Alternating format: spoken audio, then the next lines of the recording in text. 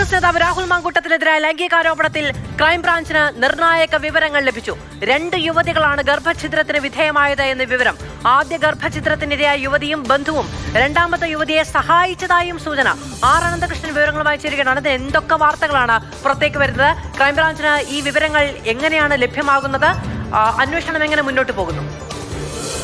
മാധു, രാഹുൽ മാങ്കൂട്ടത്തിനെതിരായ ആരോപണം സംബന്ധിച്ച് വിവരങ്ങൾ തേടുകയാണ് ക്രൈംബ്രാഞ്ച്. ഇതുവരെ കൃത്യമായ ഈ മൊഴിയെടുപ്പിലേക്കൊന്നും കടന്നിട്ടില്ല. പ്രാഥമികമായ വിവരങ്ങൾ ഇങ്ങനെ പ്രത്യേകിച്ച് നേരത്തെ ഗർഭഛിദ്രവുമായി ബന്ധപ്പെട്ട ആരോപണത്തിലാണ് അന്വേഷണം കേന്ദ്രീകരിക്കുന്നത്. അതുമായി ബന്ധപ്പെട്ട് കൂടുതൽ വിവരങ്ങൾ ശേഖരിക്കുകയാണ് ക്രൈംബ്രാഞ്ച്. നേരത്തെ ഇന്റലിജൻസ് അടക്കം ശേഖരിച്ച വിവരങ്ങൾ, അതിനൊപ്പം അതിൻ്റെ ചുവട് പിടിച്ചുകൊണ്ടുള്ള കൂടുതൽ അന്വേഷണങ്ങൾ, ആ രീതിയിലാണ് അന്വേഷണം നടക്കുന്നത്. അതിലാണ് ചില നിർണായകമായ വിവരങ്ങൾ കിട്ടിയത്.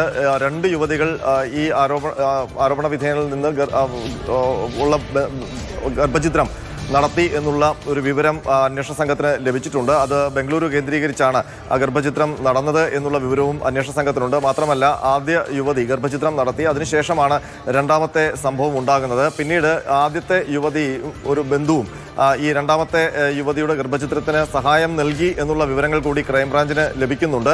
ഏതായാലും ബംഗളൂരുവിലെ ആശുപത്രിയിൽ നിന്ന്, ഈ ആശുപത്രി ഏകദേശം അന്വേഷണ സംഘത്തിന് മനസ്സിലായിട്ടുണ്ട്.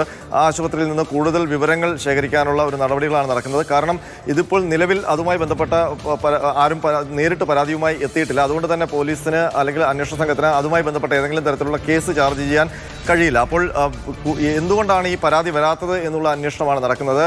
ഇപ്പോൾ ഈ ഏതെങ്കിലും തരത്തിൽ ഈ കേസ് പിന്നീട് ഒരു കുറ്റകൃത്യമായി വരികയാണെങ്കിൽ എന്തുകൊണ്ട് പരാതിക്കാരെ കണ്ടില്ല എന്നൊക്കെയുള്ള ആരോപണങ്ങൾ അന്വേഷണ സംഘത്തിന് ഏൽക്കേണ്ടി വരും. അത് പൂർണ്ണമായും ഇല്ലാതാക്കുക.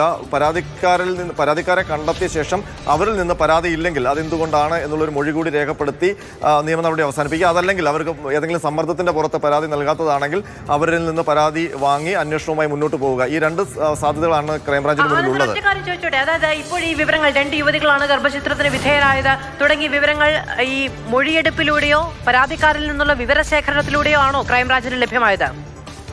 നിലവിൽ ക്രൈംബ്രാഞ്ച് പോലീസിന്റെയും സ്വന്തം നിലയ്ക്കുള്ള വിവരശേഖരണത്തിലാണ് ഈ വിവരങ്ങൾ ലഭ്യമാകുന്നത്. അവർ ഇതുമായി ബന്ധപ്പെട്ട വിവിധ ആൾക്കാരിൽ നിന്ന് അനൗദ്യോഗികമായ വിവരങ്ങൾ ശേഖരിക്കുന്നുണ്ട്. അങ്ങനെയുള്ള വിവരങ്ങളുടെ അടിസ്ഥാനത്തിലാണ് ഈ നിഗമനങ്ങളിലേക്ക് എത്തിയത്. മാത്രമല്ല, ഈ ബംഗളൂരുവിലെ ആശുപത്രി കേന്ദ്രീകരിച്ചൊക്കെ അന്വേഷണം പോലീസിന്റെ ഭാഗത്തുനിന്ന് നടന്നിട്ടുണ്ട്.